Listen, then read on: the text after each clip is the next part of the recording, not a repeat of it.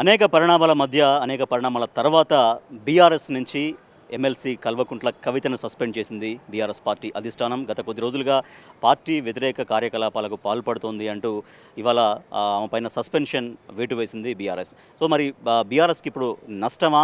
BRS party ఏం చేయబోతోంది? కవిత స్థానాన్ని ఎట్లా ఫుల్ఫిల్ చేయబోతోంది? ఎట్లా ముందుకెళ్ళబోతోంది? ప్రస్తుతం మనతో మాట్లాడేందుకు మాజీ శాసనసభ్యురాలు గొంగిడి సునీత గారు ఉన్నారు. సునీత గారు, ఏకంగా కవిత గారినే పార్టీ నుంచి సస్పెండ్ చేయాల్సినటువంటి పరిస్థితి. సో నిజంగా అంటే కూర్చొని మాట్లాడి సెట్ చేసి ఏదో సర్దుబాటు చేస్తే సరిపోయేది కాదా? అంటే కవిత గారు కూడా నిన్న ప్రెస్ మీట్ పెట్టే కంటే ముందు 4 నెలల నుంచి కూడా వారి భాష, వారి తీరు కొంచెం తేడా అనిపించింది. సో వారు కూడా పార్టీలో ఏమైనా సమస్యలున్నా, పార్టీకి నష్టం చేసే పరిస్థితి ఉన్నా స్వయంగా తనే చెప్పింది. నా తండ్రి కేసీఆర్ గారికి ఇట్లాంటి తప్పుడు ఆరోపణలు చేస్తున్నారు, అవినీతి అంటగడుతున్నారు అని తనే చెప్పింది.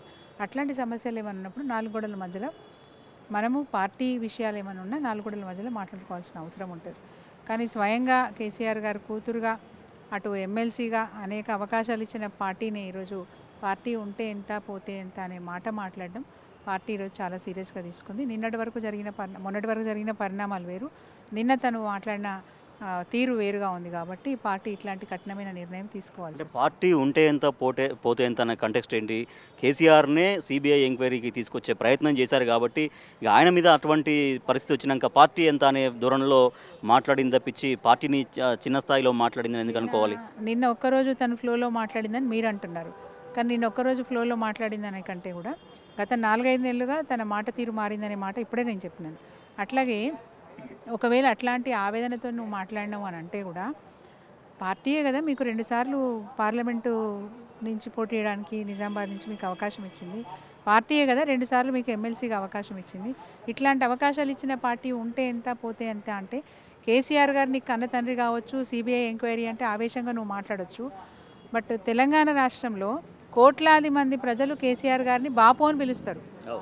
టీఆర్ఎస్ పార్టీ, బీఆర్ఎస్ పార్టీలో ఉన్న నాయకత్వం అంట, కార్యకర్తలంతా కూడా బాపు అని అనుకుంటారు. అట్లాంటి బాపు మీద ఇలా రేవంత్ రెడ్డి గారు పెడుతున్న ఒత్తిడి, రేవంత్ రెడ్డి గారు అవమానిస్తున్న తీరు, రేవంత్ రెడ్డి గారి మాటలు, ఏది పేగుకు ఆయన పేగులు తీసి మెడకు వేసుకుంటా అని మాట్లాడే తీరు, ఇవన్నీ ఆ రోజు మీరు స్పందించలేదు. కేసీఆర్ గారిని ఇంత ఘోరంగా మాట్లాడుతున్నప్పుడు, ఆయన చనిపోవాలని కోరుకుంటున్నప్పుడు మీరు ఆ రోజు స్పందించకుండా కన్న తండ్రి మీద ఆ రోజు ప్రేమ ఎటుపోయిందని నేను అడుగుతా ఉన్నాను. సరే అయింది, అయిపోయింది. నిన్నటికి నిన్న మీరు మరి కేసీఆర్ అంటే బీఆర్ఎస్, బీఆర్ఎస్ అంటే కేసీఆర్, ఇంకొకరు ఎవరున్నారు పార్టీలో? ఆయన తెలంగాణ రాష్ట్రాన్ని సాధించడానికే గులాబీ జెండా పట్టుకొని టీఆర్ఎస్ పార్టీని ఇప్పటివరకు ఇటుక పేర్చుకుంటూ ఒక మంచి ఉన్నతమైన స్థాయికి బీఆర్ఎస్ పార్టీని తీసుకొచ్చినారు. నరేంద్ర మోడీ గారు కూడా బీఆర్ఎస్ అంటే భయపడుతున్నారు. అట్లాంటి పార్టీ ఉంటే ఎంత పోతే అంత అన్నప్పుడు పార్టీ సీరియస్గా తీసుకోవాల్సిన పరిస్థితి వచ్చింది. రైట్. ఇప్పుడు అంటే ప్రతిపక్షంలోకి వచ్చిన తర్వాత 2 సార్లు వరుసగా అధికారంలో బీఆర్ఎస్ ఉంది, ఇప్పుడు ప్రతిపక్షంలో ఉంది, ప్రజా సమస్యల పైన పోరాడుతున్నామని చెప్తున్నారు. కానీ ఇటువంటి సమయంలో ఈ నిర్ణయం దట్టు ఇంటి ఆడబిడ్డనే బయటికి పంపించారు అనేటువంటి ఒక అపవాదు బీఆర్ఎస్ ఎదుర్కోదా? అది మరింత ఇబ్బంది పెట్టదా మిమ్మల్ని? అస్సలు పెట్టదని నేను అనుకుంటున్నాను. దీనివల్ల మా గౌరవం పెరిగిందని భావిస్తా ఉన్నాం. ఎందుకంటే బీఆర్ఎస్ పార్టీలో అధినేతకి తన పర అనే భేదం లేదు. పార్టీకి ఎవరు ద్రోహం చేసినా వాళ్ళ మీద చర్యలు ఉంటాయని చెప్పి ఈరోజు సంకేతం పడినట్టుగా మేము భావిస్తూ ఉన్నాం. ఓకే. అంటే ఇప్పుడు కవిత ఎందుకు మరి ఇంత డిఫర్ కావడానికి గల కారణం ఏంటి? అంటే ఎందుకు అంటే మామూలుగా లెటర్ బహిర్గతం అయిన తర్వాత నుంచి తను మెల్లమెల్లగా కొంచెం మాటల డోస్ పెంచడం కావచ్చు, జగదీష్ రెడ్డిని ఉద్దేశించి మాట్లాడిన మాటలు కావచ్చు, ఇట్లా ఎందుకు దేనికోసం చేసింది అనుకుంటున్నారు? పోనీ మొదట్లో పార్టీ ఇదంతా కుటుంబ వ్యవహారం అనుకుంది కాబట్టి ఎప్పుడు కూడా పట్టించుకోలేదు.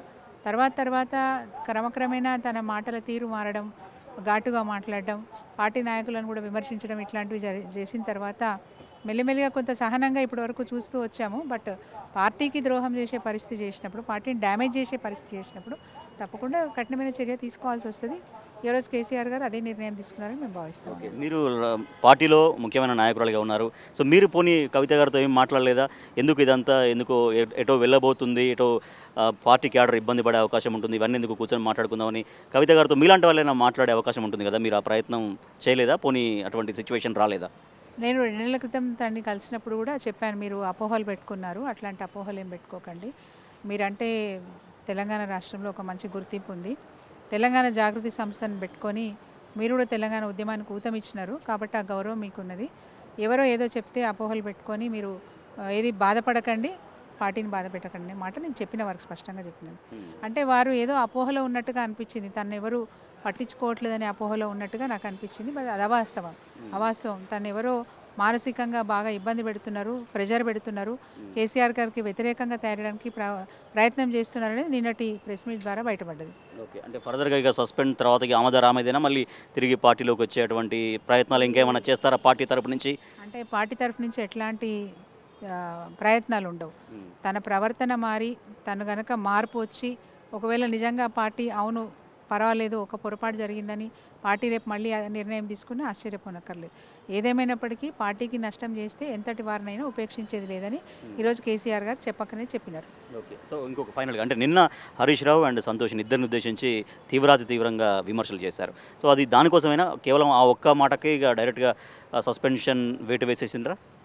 వ్యక్తిగత విషయాల గురించి పార్టీ ఎప్పుడు పట్టించుకోదండి. ఉద్యమ సమయంలో కూడా అనేక విధాలుగా ఆరోపణలు వచ్చినాయి.